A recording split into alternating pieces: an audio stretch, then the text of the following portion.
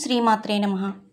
సతీదేవి యోగాగ్నిలో తనువును త్యజించి పిదప పర్వతరాజైన హిమవంతుని ఇంట పుత్రికై అవతరించినందున ఆమెకు శైలపుత్రి అను నామము.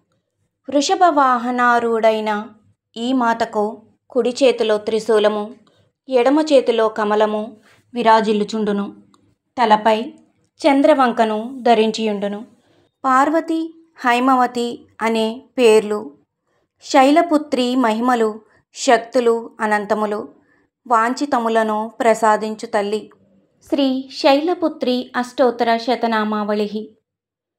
ఓం హిమశైలవాసిన్యై నమః. ఓం గణేశజనన్యై నమః. ఓం నవనీతప్రియాయై నమః. ఓం విశ్వవాప్తిన్యై నమః. ఓం నైమిషారణ్యవాసిన్యై నమః. ఓం అష్టమూర్తిత్మికాయై నమః. ఓం జాతవేదస్వరూపిణ్యై నమః. ఓం కష్టదారిద్ర్యశమన్యై నమః. ఓం త్రైలోక్యమోహిన్యై నమః. ఓం మాంగళ్యదాయిన్యై నమః. ఓం త్రైలోక్యజనన్యై నమః. ఓం మహేశ్వర్యై నమః. ఓం ఏకాక్షరాయై నమః. ఓం హేమవత్యై నమః. ఓం ప్రాణశక్త్యై నమః. ఓం పారత్యై నమః. ఓం పాపనాశిన్యై నమః. ఓం ఏకమాత్రాయై నమః.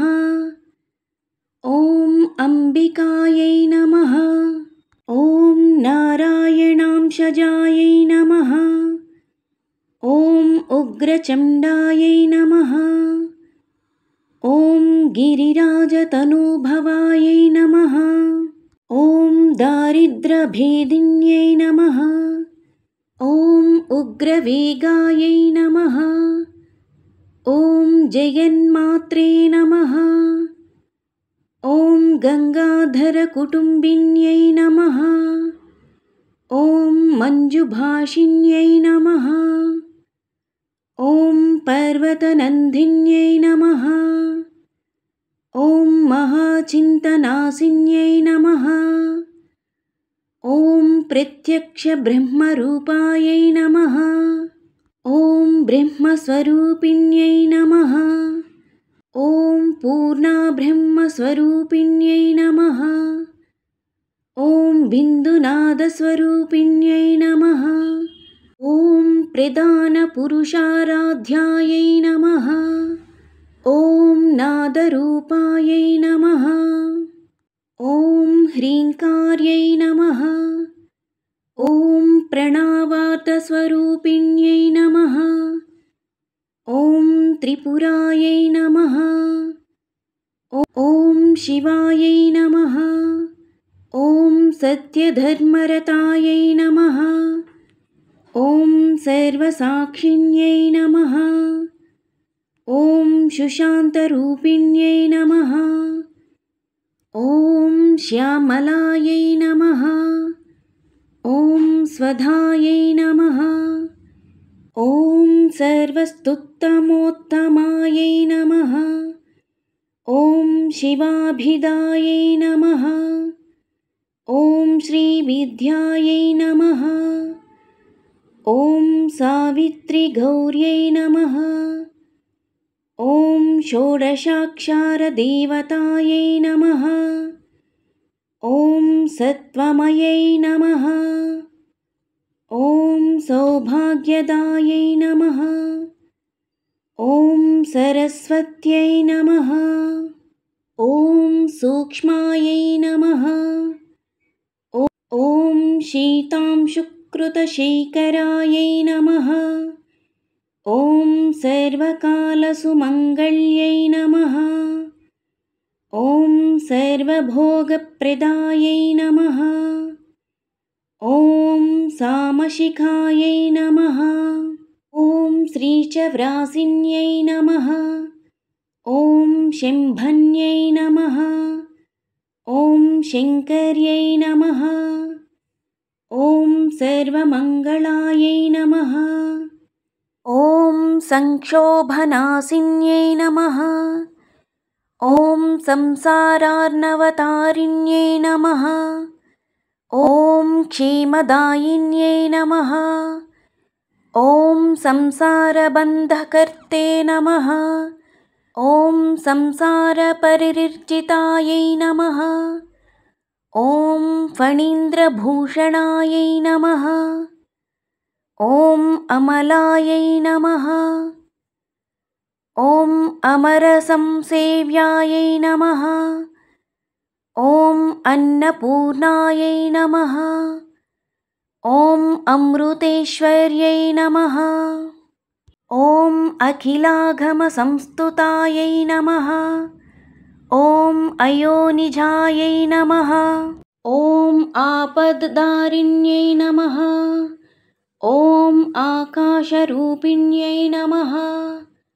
ॐ आद्यायै नमः।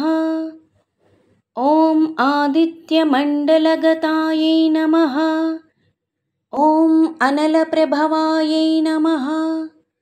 ॐ कुमार्यै नमः। ॐ कन्यकायै नमः। ॐ कात्यायन्यै नमः। ॐ कृपापूर्णायै नमः। ॐ कल्याण्यै नमः। ॐ कमलार्चितायै नमः। ॐ कर्मब्रह्ममयै नमः। ॐ कामकलनायै नमः। ॐ काङ्क्षितार्थप्रदायै नमः। ॐ कमलस्थायै नमः। ॐ कल्पवृक्षस्वरूपिण्यै नमः। ॐ कुङ्कुमप्रीतायै नमः। ॐ कुङ्कुमारुणरञ्जितायै नमः। ॐ कौमोदक्त्यै नमः। ॐ कुमुदिन्यै नमः। ॐ कीर्त्यायै नमः। ॐ कीर्तिप्रदायिन्यै नमः। ॐ केशवप्रीतायै नमः। ॐ किशोर्यै नमः। ॐ क्लेशसङ्गनिवारिण्यै नमः। ॐ क्रोधिन्यै नमः। ॐ क्रोधनिलयायै नमः। ॐ धर्मपत्न्यै नमः। ॐ दयापरायै नमः। ॐ दीर्घमुख्यै नमः। ॐ देव्यै नमः। ॐ पुण्यायै नमः। ॐ पुत्रपौत्रावरप्रदायै नमः। ॐ शैलपुत्रिकायै नमः। इति श्री शैलपुत्री अष्टोत्तरशतनामावళిः సంపూర్ణం. నా వీడియో కనుక మీకు నచ్చినట్లయితే లైక్ చేయండి, షేర్ చేయండి, సబ్స్క్రైబ్ చేయండి.